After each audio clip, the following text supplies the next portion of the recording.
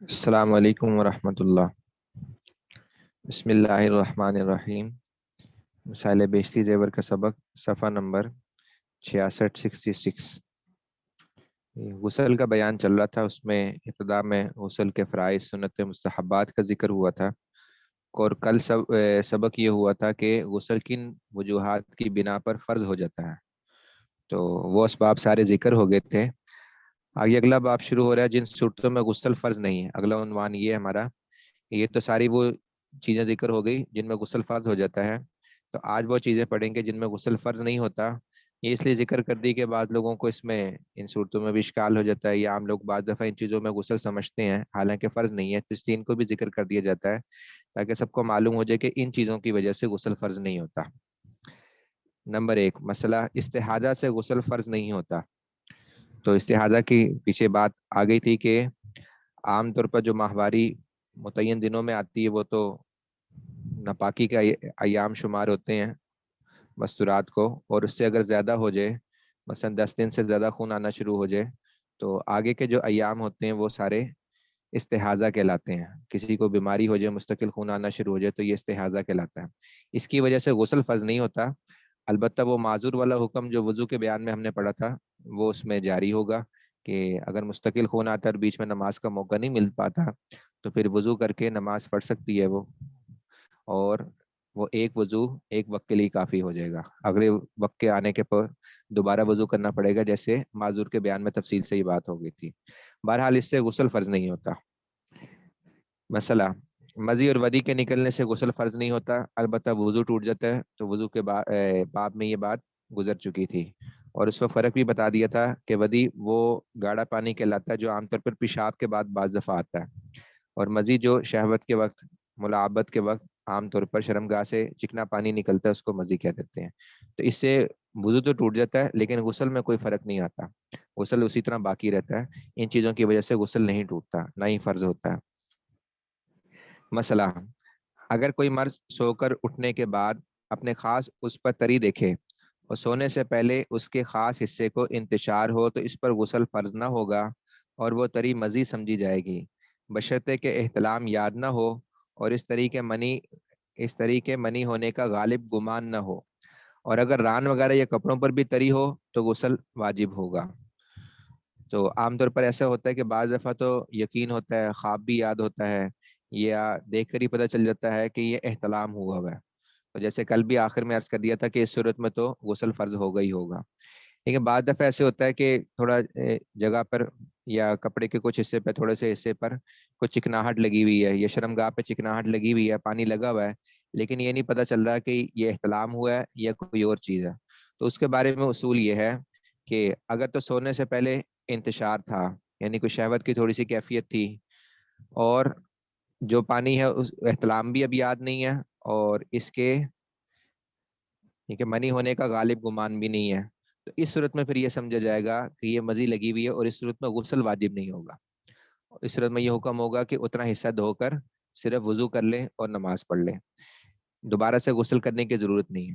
لیکن اگر احتلام یاد ہو اس صورت میں بھی اس کے اوپر لازم ہوگا کہ غسل کرے، یا احتلام یاد تو نہیں ہے لیکن دیکھ کر ہی پتہ چل گیا کہ یہ تو منی ہی ہے، تو پھر بھی اس کے اوپر لازم ہوگا کہ وہ غسل کرے،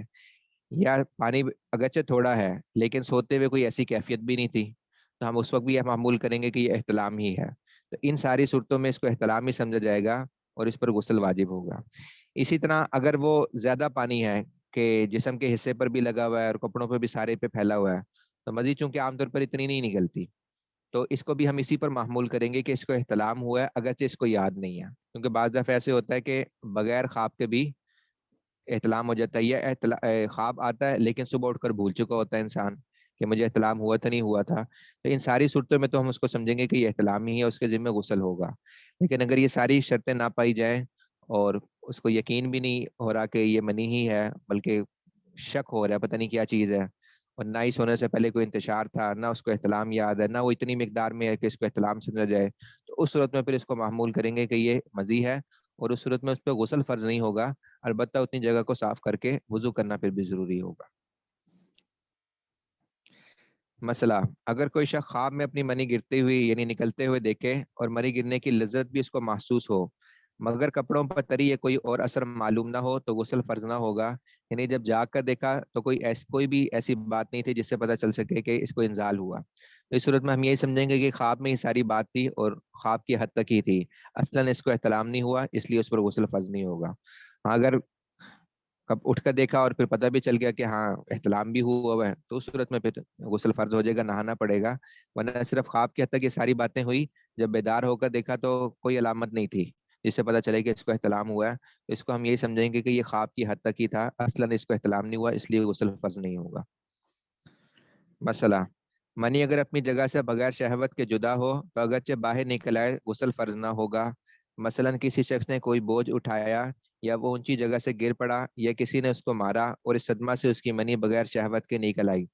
تو غسل فرض نہ ہوگا۔ یہ شروع میں بھی عرض کر دیا تھا اور یہ مثالیں بھی عرض کر دی تھی کہ جو اصل مدار ہے انزال کی صورت میں غسل کے واجب ہونے کا، منی کی نکلنے کی صورت میں غسل کے واجب ہونے کا، وہ یہ ہے کہ شہوت کی بنیاد پر نکلے، اس لیے جہاں شہوت کی بنیاد پر نہیں نکلے گی وہاں غسل بھی فرض نہیں ہوگا۔ اس کی یہ مثالیں پہلے بھی عرض کر دی تھی، مثلا کوئی بوجھ اٹھایا کہ اونچی جگہ سے گرا، کسی نے اس کو مارا، اس کو صدمہ پہنچا، اس وجہ سے اگر کسی کی منی خارج ہو جائے تو اس صورت میں غسل فرض نہیں ہوتا، کیونکہ یہاں بنیاد جو ہے وہ شہوت نہیں ہوتی بلکہ کوئی جھٹکا لگنا یا کوئی بیماری یا اس طرح کا کوئی سبب ہوتا۔ مسئلہ، اگر کسی مرد کو منی جاری رہنے کا مرض ہو تو اس منی کے نکلنے سے غسل فرض نہ ہوگا۔ جیسے ہم نے وضو کے باب میں پڑھا تھا کہ اگر کوئی بھی ایسا سبب ہے جس کی وجہ سے وضو ٹوٹ جاتا ہے اور وہ سبب بھی ایسا ہے کہ جو مستقل انسان کے ساتھ بطور بیماری کے لاحق ہو جائے، جیسے خون نکلنا زخم سے، اور زخم مسلسل خون نکلتا ہی رہتا ہے، پیپ نکلتی رہتی ہے، نکسیر جاری ہوئی رکتی نہیں ہے، عورتوں میں استحاضے کا مسئلہ ہو جاتا ہے کہ مسلسل خون آیا ہی جاتا ہے، تو اس صورت میں ہم نے وضو کے اعتبار سے تفصیل پڑھی تھی کہ وہ معذور کے حکم میں آ جاتا ہے، اور پھر معذور کا حکم تفصیل سے وہاں بیان ہو گیا تھا کہ اس نے پھر نماز پڑھنی تو کیسے پڑھے گا، وضو کرنا تو اس کا وضو کے اعتبار سے مسائل کیا ہوں گے، تو اسی طرح یہ جو عذر ہے یہ غسل کے مسائل میں بھی پیش آ سکتا ہے۔ مثلا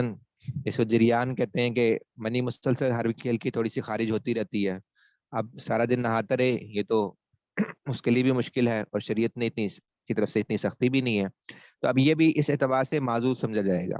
جیسے وہاں وضو کا جو ناقض وضو ہے، نواقض وضو ہیں جن سے وضو ٹوٹ جاتا ہے،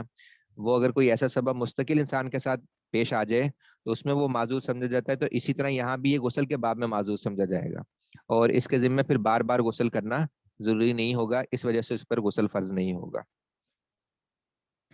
مسئلہ، اگر کوئی مرد اپنا خاص حصہ کسی مرد یا عورت کے ناف میں داخل کرے اور منی نہ نکلے تو اس پر غسل فرض نہ ہوگا۔ اس میں شروع میں تفصیل عرض کر دی تھی کہ جہاں تو سبیلین کا ذکر آیا تھا پیچھے، جو دونوں شرم گاہیں ہیں، وہاں پر تو دخول سے مراد صرف حشفہ کا داخل ہو جانا، اتنا بھی دخول ہو گیا تو اس صورت میں چاہے انزال ہو، منی نکلے یا نہ نکلے، دونوں صورتوں میں غسل فرض ہو جاتا ہے۔ لیکن اس کے علاوہ یا ناف مثال کے طور پر ذکر کر دیا، ورنہ اور کسی بھی حصے میں جسم کے سبیلین کے علاوہ، دونوں راستوں کے علاوہ اور کسی حصے میں عضو تناسل اگر مرد نے داخل کیا تو اس صرف دخول کی وجہ سے اس پر غسل فرض نہیں ہوگا، الا یہ کہ انزال بھی ہو جائے، پھر تو غسل فرض ہو جائے گا۔ باقی ساری جگہوں پر صرف دخول کافی نہیں ہے غسل کے فرض ہونے کے لیے، جیسے کہ سبیلین میں ہم نے پڑھا تھا کہ وہاں دخول ہی کافی ہو جاتا ہے، اور دخول سے مراد بھی صرف حشفہ سر والے حصے کا داخل ہونا مراد ہے، تو وہاں تو اتنا بھی دخول ہو گیا، چاہے انزال ہوا یا نہیں ہوا، دونوں صورتوں میں غسل فرض ہو جائے گا۔ لیکن اس کے علاوہ کوئی صورت پیش آئی تو اس صورت میں غسل فرض نہیں ہوگا جب تک کہ انزال نہ ہو، ہاں جب انزال ہو جائے گا پھر غسل فرض ہو جائے گا۔ مسئلہ، اگر کوئی مرد اپنا خاص حصہ سر حشفہ سے کم مقدار میں داخل کرے تو غسل فرض نہ ہوگا، کیونکہ پچھلے باب میں ہم نے پڑھ لیا تھا کہ اصل بنیاد جو ہے وہ حشفہ کی مقدار کا داخل ہونا ہے، کہ حشفہ داخل ہو جائے پھر تو غسل فرض ہے، اس سے کم کم اگر مقدار تھی تو اس صورت میں بھی غسل فرض نہیں ہوگا۔ مسئلہ، کوئی ایسی کمسن لڑکی ہو جو جماع کے قابل نہ ہو، اس کی تھوڑی سی تشریح میں نے کل عرض کر دی تھی کہ مراہقہ اور غیر مراہقہ، اور اس میں جو فرق ہے وہ بھی کہ جو اتنی چھوٹی ہو کہ اگر اس سے جماع کیا جائے تو سبیلین دونوں راستوں کے ایک ہونے کا اندیشہ ہو، وہ تو ایسی کمسن لڑکی کہلائے گی جو جماع کے قابل ہی نہیں ہے، اور غیر مراہقہ کہلائے گی، اور مراہقہ وہ کہلائے گی جو اگرچہ بھی بالغ تو نہیں ہوئی لیکن اتنی بڑی ہو چکی ہوئی ہے اگر اس سے جماع کیا جائے تو دونوں راستوں کے ایک ہونے کا اندیشہ باقی نہ رہے، اتنی بڑی ہو چکی ہے تو وہ مراہقہ کہلائے گی. تو اس کا حکم تو پیچھے بیان ہو گیا تھا کہ اس صورت میں تو غسل فرض ہوگا. ٹھیک ہے, بچی پہ تو نہیں ہوگا کیونکہ ابھی وہ اس پر احکامات نہیں جاری ہوئے, البتہ مرد پر غسل فرض ہوگا اگر مرد بالغ ہے تو. اب یہاں صورت ہے کہ جو کمسن لڑکی اتنی چھوٹی ہو کہ جو اس قابل ہی نہیں تھی, جیسے اللہ معاف کرے کہ آج کل بہت سارے واقعات ایسے سننے میں آ رہے ہیں, میڈیا پر بھی آتے ہیں, اخباروں پر بھی آتے ہیں کہ لوگ ایسے غلط کام بھی کرنے لگ گئے ہیں. تو بہرحال وہی بات جو کل بھی عرض کی تھی کہ یہاں مسائل کا ذکر کرنے کا اصل مقصود یہ کہ اگر کسی بندے نے یہ گناہ کر ہی لیا تو حکم کیا ہوگا. اگرچہ یہ ناجائز ہے, سب کو معلوم ہے کہ ایسا کرنا ٹھیک نہیں ہے, شریعت بھی اس کو جائز نہیں قرار دیتی, لیکن کر لیا تو کیا حکم ہے وہ یہاں ذکر کر دیا. کوئی ایسی کمسن لڑکی ہو جو جماع کے قابل نہ ہو اور زبردستی کرنے سے اس کے آگے پیچھے کی راہیں ایک ہو جانے کا خوف ہو. اس کے ساتھ اگر کسی مرد نے جماع کیا تو چونکہ حقیقت میں حشفہ پورا داخل نہیں ہوا اور مرد کو انزال بھی نہ ہوا ہو تو مرد پر غسل فرض نہ ہوگا, کیونکہ صورت میں یقینی نہیں ہے کہ جب سبیلین کے ایک ہونے کا اندیشہ ہے اور جماع کیا اور سبیلین ایک ہو بھی گئی تو اب یقینی نہیں ہے کہ اس میں داخل ہوا جو خاص شرمگاہ کا حصہ ہی نہیں داخل ہوا, کیونکہ جب وہ حصہ سارا کھل جائے گا تو پھر شرمگاہ کا تو علیحدہ سے حساب کتاب رہے گا نہیں, معاملہ رہے گا نہیں. اس وجہ سے وہاں تو مدار ہوگا انزال پر. اگر کسی نے ایسا غلط کام کر بھی لیا تو اس صورت میں مدار انزال پر ہی ہوگا کہ اگر انزال ہو گیا تو غسل فرض ہوگا, اگر انزال نہیں ہوا تو غسل فرض نہیں ہوگا. مسئلہ حکنا انیما یعنی انیما کی نلی کے پاخانے کے مقام میں داخل ہونے سے غسل فرض نہیں ہوتا, البتہ وضو فرض ہو جاتا ہے. جیسے پیچھے ذکر ہو گیا تھا کہ سبیلین میں کوئی بھی چیز داخل کر کے باہر نکالی جائے تو کچھ نہ کچھ نجاست چونکہ ساتھ لگ کے باہر آتی ہے, اور سبیلین میں اعتبار اس بات کا ہے کہ ذرا سے بھی نجاست باہر آ گئی تو وضو فرض ہو جاتا ہے. تو وہاں پر بھی یہ بات آئی تھی کہ حکنے کی وجہ سے اگر کوئی نلی داخل کر کے پخانے کے راستے میں باہر نکالی گئی تو اس باہر نکالنے کی وجہ سے وضو تو ٹوٹ جائے گا لیکن غسل فرض نہیں ہوگا. اچھا, تو یہ اسباب ہو گئے جن صورتوں میں غسل فرض نہیں ہوتا. شریف سب سے پہلے عنوان تھا اس سے پہلے جن صورتوں میں غسل فرض ہے, اب وہ بھی گزر گئی. جن صورتوں میں غسل فرض نہیں ہوتا وہ دو بھی ہو گئی. اب یہ کہ بعض صورتیں ایسی ہوتی ہیں جن صورتوں میں غسل فرض تو نہیں ہے لیکن احتیاطاً واجب ضرور ہے. تو جن صورتوں میں غسل واجب ہے اب یہ عنوان شروع ہو رہا ہے, اس کے مسائل آگے ذکر ہو رہے ہیں. اگر کوئی کافر اسلام لائے اور حالت کفر میں اس کو حدث اکبر ہوا ہو اور وہ نہ نہایا ہو یا نہایا تو ہو مگر فرائض پورے نہ کرنے کی وجہ سے وہ غسل شرعن صحیح نہ ہوا ہو تو اس پر اسلام لانے کے بعد نہانا واجب ہے. ٹھیک ہے,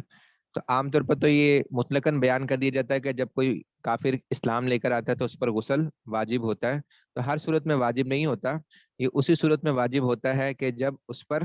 غسل پہلے سے لازم ہو چکا ہو, کوئی حدث اکبر جو ہے وہ اس کے ساتھ پیش آ چکا ہو اور اس نے شرعی اعتبار سے جیسے غسل کرنا چاہیے ویسے نہ کیا ہو. کیونکہ ویسے تو عام لوگ ساری نہاتے ہیں, کافر بھی نہاتا ہے, لیکن باقاعدہ سے کلی کرنا, ناک میں نرم ہڈی تک پانی کا پہنچانا, پھر پورے جسم پر اہتمام سے پانی ڈالنا کہ بال برابر بھی جگہ خوش نہ رہے. عام طور پہ وہ لوگ اس بات کا اہتمام نہیں کرتے, نہاتے بھی ہیں تو جس طرح عام ویسے پانی ڈال کے نہا لیا تو نہا لیا, تو وہ معتبر نہیں ہے. تو اگر تو اس کو پہلے سے حدث اکبر ایسا لاحق ہوا تھا اور وہ صحیح طریقے سے نہایا بھی نہیں تھا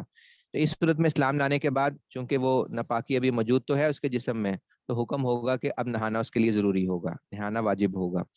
لیکن اگر کوئی اس بات کا اہتمام کرتا ہے کہ وہ صحیح طریقے سے جیسے شرعن غسل کرنا چاہیے, مسلمان جس طرح کرتے ہیں ویسے اس کا اہتمام کرتا تھا کافر لیکن اہتمام سے ایسے غسل کرتا تھا, اور جس وقت اسلام لے آیا اس سے پہلے فوراً کوئی حدث اکبر پیش بھی نہیں آیا تھا, جو پہلے پیش آیا اس کا اس نے غسل کر لیا تھا, تو اس صورت میں اس پر نہانا واجب نہیں ہوتا. آگے البتہ ذکر آ جائے گا کہ مستحب ہے,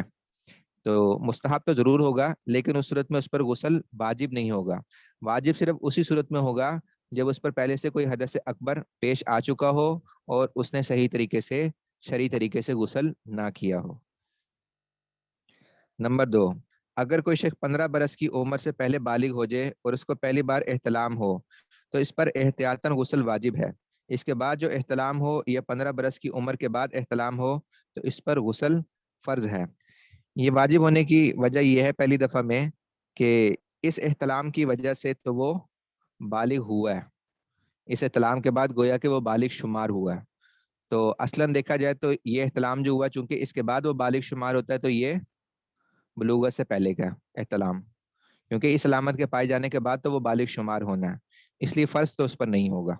کیونکہ فرض تو اسی صورت میں ہوتا ہے جب بالغ ہونے کے بعد احتلام ہو، کوئی حدث اکبر کا سبب پایا جائے، اس سبب کی وجہ سے تو وہ خود بالغ ہوا، لیکن احتیاطاً اس پر پھر بھی واجب ہے کہ اگرچہ اس کی وجہ سے بالغ تو ہوا ہے، لیکن جو سبب جس کی وجہ سے بالغ ہوا ہے وہ بھی تو ایک ناپاکی کا سبب ہی ہے نا، تو جب وہ ناپاکی کا ایک سبب ہی ہے تو پھر اس لیے اس پر واجب ہوگا فرض سے نیچے درجے میں۔ فرض تو اس صورت میں ہوگا جب بالغ ہونے کے بعد اس کا کوئی حدث اکبر کا سبب پایا گیا، مثلا احتلام ہوتا ہے یا اور بھی کوئی سبب پایا گیا، لیکن جس صورت میں اسی احتلام کی وجہ سے پہلی دفعہ احتلام ہو رہا ہے، اسی احتلام کی وجہ سے تو اس پر بلوغت کا ہم حکم لگا رہے ہیں، تو اس صورت میں فرض تو نہیں ہوگا، البتہ پھر بھی واجب ضرور ہوگا کہ غسل کر لے وہ۔ جن صورتوں میں غسل سنت غیر مؤکدہ ہے، یعنی سنت تو ہے لیکن مؤکدہ یعنی لازم نہیں ہے۔ نمبر ایک، جمعہ کے دن نماز فجر کے بعد سے جمعہ تک ان لوگوں کو غسل کرنا سنت ہے جن پر نماز جمعہ واجب ہے، جن کے جمعہ نماز جمعہ لازم ہے، جیسے آگے کچھ لوگ تذکرہ ہوگا جن پر نماز جمعہ لازم نہیں ہے، جیسے مسافر ہے وہ ظہر بھی پڑھ سکتا ہے، اس کے جمعے کی نماز پڑھنا واجب نہیں ہے، تو ان کے لیے تو یہ غسل بھی سنت نہیں ہے، لیکن جن کے لیے حکم یہ ہے کہ ان کے لیے نماز جمعہ واجب ہے، مثلا ایک عام شخص ہے اپنے علاقے میں رہ رہا ہے، کوئی بیمار بھی نہیں ہے کہ مسجد جانے سے اس کو کوئی رکاوٹ ہو، اور کوئی سفر بھی درپیش نہیں ہے، مسافر بھی نہیں ہے، مقیم ہے، تو ان صورتوں میں تو اس پر جمعہ واجب ہے، تو جس پر جمعہ واجب ہے اس کے لیے پھر جمعے کے لیے غسل کرنا یہ بھی سنت ہے۔ نمبر دو، عیدین کے دن فجر کے بعد ان لوگوں کو غسل کرنا سنت ہے جن پر عیدین کی نماز واجب ہے، جیسا جمعے میں حکم یہی ہے کہ جمعے کا غسل ان لوگوں کے لیے سنت ہے جن پر جمعہ واجب ہے، اسی طرح عیدین میں بھی یہی حکم ہے کہ عیدین کے لیے غسل کرنا ان لوگوں کے لیے سنت ہے جن پر عیدین واجب ہے۔ اگر کوئی ایسا علاقہ ہے جہاں مثلا عید کی نماز جائز ہی نہیں ہے، جیسے بالکل تھوڑی سی آبادی، آگے تفصیل آ جائے گی، چھوٹے گاؤں دیہات جن میں نماز جمعہ اور نماز عید نہیں ہوتی، تو ان میں چونکہ وہاں کے لوگوں پر نماز جمعہ نماز عید لازم بھی نہیں ہوتی، تو ان لوگوں کے لیے پھر نماز عید کے لیے غسل کرنا بھی سنت نہیں ہے۔ نمبر تین، حج یا عمرہ کے احرام کے لیے غسل کرنا سنت ہے، لازم نہیں ہے، بہتر یہ کہ پہلے غسل کر لے اور اس کے بعد احرام باندھے۔ نمبر چار، حج کرنے والے کو عرفہ کے دن زوال کے بعد غسل کرنا سنت ہے، عرفہ کا دن 9 ذی الحجہ کا دن کہلاتا ہے، اس دن میدان عرفات میں حاجی ہوتے ہیں، تو اس دن زوال کے بعد غسل کرنا سنت ہے، اگر کر سکتے ہیں تو بہتر ہے کہ کر لینا چاہیے، لیکن آج کل جیسے بعض دفعہ رش زیادہ ہو، مسائل ہوتے ہیں، تو کسی وجہ سے رہ بھی جائے تو چونکہ سنت غیر موقع ہے اس لیے کوئی مسئلہ نہیں ہے، لیکن اگر اختیار ہے اور اسباب میسر ہیں تو بہتر ہے کہ پھر غسل کر لیں۔ جن صورتوں میں غسل کرنا مستحب ہے، یعنی سنت غیر موقع سے بھی نیچے کے درجے میں، نفل کے معنی میں، جیسے ہم نے شروع میں پڑھا بھی تھا کہ مستحب عام طور پہ نفل کے معنی میں بھی استعمال ہو جاتا ہے، سنت غیر موقع سے بھی نیچے کا درجہ۔ اسلام لانے کے لیے غسل کرنا اگر حدث اکبر سے پاک ہو، جس صورت میں حدث اکبر پاک نہیں ہوگا اس کا مسئلہ پیچھے گزر گیا کہ اس صورت میں تو اس کے ذمے واجب ہے غسل کرنا، لیکن حدث اکبر سے پاک ہے اس صورت میں پھر اس کے لیے غسل کرنا صرف مستحب ہے۔ نمبر دو، کوئی مرد یا عورت جب 15 برس کی عمر کو پہنچے اور اس وقت تک کوئی علامت جوانی کی اس میں نہ پائی جائے اس کو غسل کرنا، کیونکہ یہ کل بھی عرض کر دیا تھا کہ جب کوئی علامت 15 سال کی عمر سے پہلے پائی جائے گی تو اس علامت کے پائے جانے کے وقت سے ہی وہ بالغ شمار ہوگا،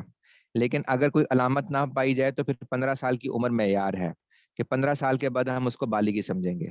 تو جب 15 سال کے بعد اس کو بالغ سمجھا، اگرچہ کوئی علامت نہیں پائی گئی تو کوئی ایسا سبب تو نہیں پایا گیا جس کی وجہ سے اس پر غسل کرنا لازم ہوتا، لیکن پھر بھی اس کے لیے مستحب ہے کہ چلو اب یہاں سے بلوغت کا زمانہ اس کا شروع ہو رہا ہے تو ایک دفعہ غسل کر لے۔ نمبر تین، مردے کو نہلانے کے بعد نہلانے والے کو غسل کرنا، اس میں بھی عام لوگ بعض دفعہ سمجھتے ہیں کہ یہ لازم ہے، یعنی جس نے مردے کو غسل دیا ہے اس پر غسل کرنا لازم ہے، تو لازم نہیں ہے، مستحب ہے، اگر وقت ہے سہولت ہے تو غسل کر لینا چاہیے، لیکن بعض دفعہ ایسے ہوتا ہے کہ جو غسل دینے والا اگر قریبی رشتہ دار ہے وہ انتظامات میں ایسا لگا ہوا ہوتا ہے کہ اس کو موقع نہیں مل پاتا، کہ غسل کیا اس کے تھوڑی دیر بعد نماز جنازہ ہے، اب وہ دوبارہ سے اپنے گھر جائے یا کوئی ایسا موقع ملے کہ غسل کرے تو موقع نہیں ہوتا، تو لوگ بعض دفعہ کہتے ہیں کہ جی لازم ہے، اس کو لازم ہی سمجھتے ہیں، تو لازم نہیں ہے، اگر موقع مل جائے تو بہتر ہے کہ غسل کر لے، مستحب ہے، لیکن اگر نہیں بھی غسل کیا تو کوئی مسئلہ نہیں ہے، نمازیں بھی پڑھ سکتا ہے، نماز جنازہ بھی پڑھ سکتا ہے، اس کے ذمہ لازم نہیں ہے۔ نمبر 4، پچھنے لگوانے یعنی حجامہ کے بعد اور جنون اور مستی اور بے ہوشی دور ہو جانے کے بعد غسل کرنا یہ بھی مستحب ہے۔ پچھنے لگوانے جس کو آج کل جدید شکل کپنگ کہتے ہیں، خون جو جسم سے نکالا جاتا ہے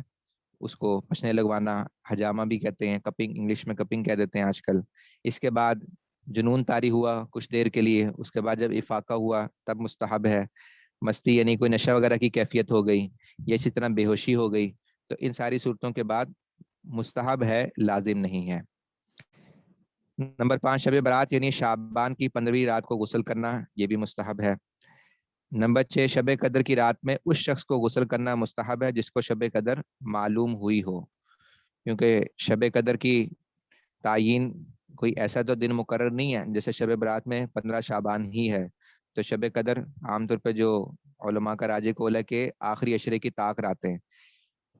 اس میں کوئی بھی رات ہو سکتی ہے، لیکن اگر کسی بندے کو علامات سے یقین ہو گیا کہ آج ہی شب قدر ہے تو پھر اس کے لیے مستحب ہے کہ غسل کر لے۔ لیکن جیسے عام لوگ ہوتے ہیں عام طور پہ معلوم نہیں ہو پاتا، یقین ہی نہیں ہوتا کہ آج شب قدر ہے یا نہیں، تو جب انہیں یقین ہی نہیں ہے تو ان پر غسل کرنا سنت مستحب بھی نہیں ہے۔ نمبر 7، مدینہ منورہ میں داخل ہونے کے لیے غسل کرنا، یہ جب حج کے لیے یا عمرے کے لیے انسان جائے تو جب مدینہ منورہ حاضری ہے تو اس کے لیے پھر مستحب یہ کہ پہلے غسل کر لے اور پھر مدینہ منورہ میں حاضر ہو۔ نمبر 8، مزدلفہ میں ٹھہرنے کے لیے 10ویں تاریخ کو صبح کو طلوع فجر کے بعد غسل کرنا، کیونکہ 10ویں تاریخ کو جو حاجی ہوتے ہیں وہ مزدلفہ میں آ جاتے ہیں، تو مزدلفہ میں پھر صبح کے طلوع فجر کے بعد غسل کرنا یہ بھی مستحب ہے۔ نمبر 9، طواف زیارت کے لیے غسل کرنا، 10 ذی الحجہ کو عام طور پر حاجی پھر طواف زیارت بھی کرتے ہیں مزدلفہ سے آ کر، تو خاص طواف زیارت کے لیے غسل کرنا یہ بھی ایک مستحب کام ہے۔